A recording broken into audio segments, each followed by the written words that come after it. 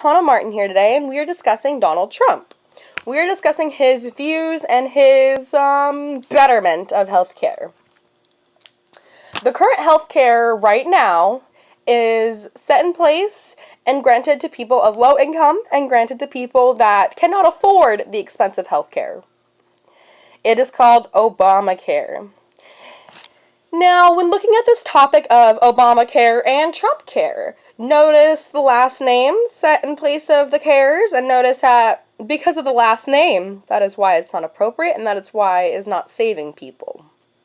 Obamacare is not made to save the 1%. It is not created to help people like Trump. However, it is created to help American people.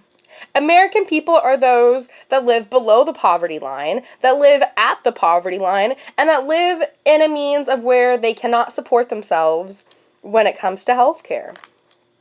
Now, that is not to say Trump is not an American citizen. However, he is. He is not the definition of what an American citizen is, and he is not the median of what an American citizen is. In fact, he is... You know what? He is the king. Donald Trump is our king, and he has gained rule over our entire nation without actually helping our nation. Donald Trump, he believes that healthcare is murderous. In fact, he believes that it is so murderous that he wants to abolish it and rip it away from American candidates and rip it away from American citizens. And replace it with nothing. He wants to replace it with better healthcare.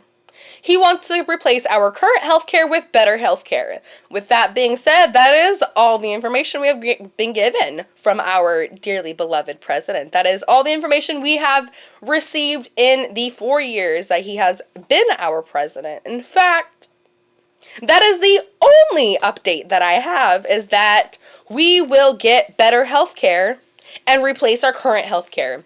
I cannot tell you what the better healthcare looks like. I cannot even tell you who will be granted the better healthcare.